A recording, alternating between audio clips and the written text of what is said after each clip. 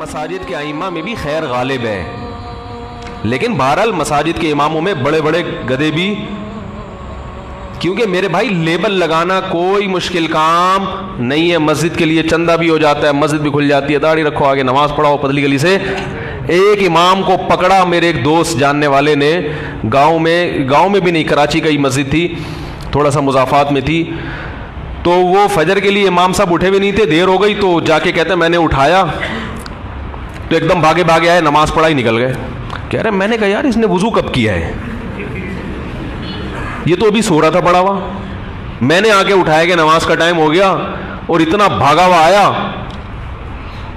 कह रहा मैं पीछे पड़ गया। कुछ होते हैं ना चिमटू, कुछ लोग एल्फी की तरह चिपकने की उनमें अल्लाह ने सलाहियत रखी है कि वो किसी का पीछा छोड़ते नहीं है। तो वो चिपकू था, उसने वो पीछे पड़ गया।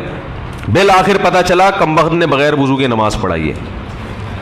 तो ये भी हो रहा है मार्केट में, सब चीज़ें मार्केट में वाफर मिकदार में। अब लोग कहते हैं मौलवी गलत होते हैं, मौलवी गलत नहीं होते, गलत लोग मौलवियों के रूप में आ जाते हैं। एक दफ़ा एक मदरसे में एक तालिब इल्म ने दाखिला लिया, कोई दुकान से चोरी कर ली। तो एक दुकान वाले कहते देखो मदरसे के तलबा चोर होते हैं। हमारे ने फरमाया मदरसे के तलबा चोर नहीं होते, मदरसे में किसी किताब में नहीं चोरी का सिखाया जाता, ना कोई उस्ताद सिखाता है, ना किसी किताब में लिखा हुआ है। चोर मदरसों में भी दाखिला ले लेते हैं, पहले से चोर होते हैं, ख़ानदान जद्दी पुश्ती चोर। तो अब्बा ने कहा होता है कि ये चोर तो है, अब चूंकि तरक्की करके डाकू बनेगा तो बेहतर है मदरसे में दाखिला दिलवा दो ताकि डाकू ना बने कम अज़ कम। तो मदरसे ने इतना कर लिया होता है कि वो जिस चोर ने मुस्तकबिल में डाकू बनना था उसको वहीं ब्रेक लगा दी, चोर का चोर ही रहने दिया उसको।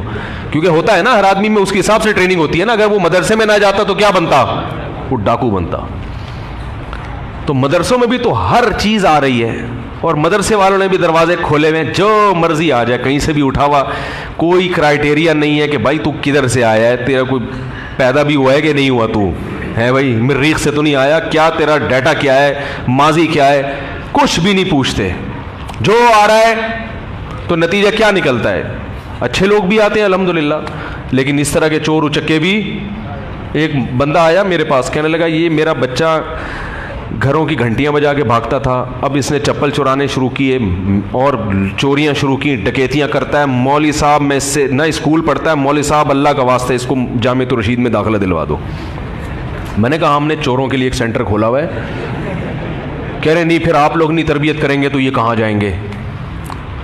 मैंने कहा हमारा जो इदारा है वो तालीम के लिए है, क्योंकि इसको अगर हम पढ़ा लिखा के मौलवी बना देंगे तो ये तो हम गारंटी लेते हैं जितना ख़राब हो गया इससे आगे नहीं होगा, लेकिन ये इतना ठीक हो जाएगा कि नहीं, इसकी कोई गारंटी नहीं है। तो ये जब निकलेगा ना यहाँ से फारिग होके, काम वही इनके घंटियाँ बजा बजा के भागने वाले, तो लोग बोलेंगे जामिअतुर रशीद के मौलाना साहब ऐसे होते हैं। तो मैंने कहा अपना कोई समझदार बच्चा जो जिसको डॉक्टर बना रहे हो ना उसको लेकर आओ यहाँ पे, उसको कभी भी नहीं लेकर आएंगे, उसको मदरसे में कभी, जो सबसे ज़हीन होगा, बड़ा अच्छा काबिल। हमारे एक दोस्त है, बड़े बेतकल्लुफ़ है मुझसे, उठ के 3-4 बच्चे पैदा हुए ना मुख्तलिफ़ डिज़ाइन के, 3 बड़े हैंडसम थे, एक चौथा वाला थोड़ा सा अजीब सी शक्ल थी उसकी। मुझे कहता है ये बिल्कुल मौलवी लग रहा है, इसको मौलवी बनाऊंगा मैं।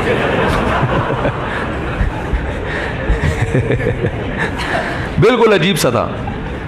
कह रहा है यार ये टाइट किस्म का क्या बनेगा मौलवी होने। मैंने कहा वो जो बड़ा खूबसूरत वाला है उसको दाखिल करो मदरसे में।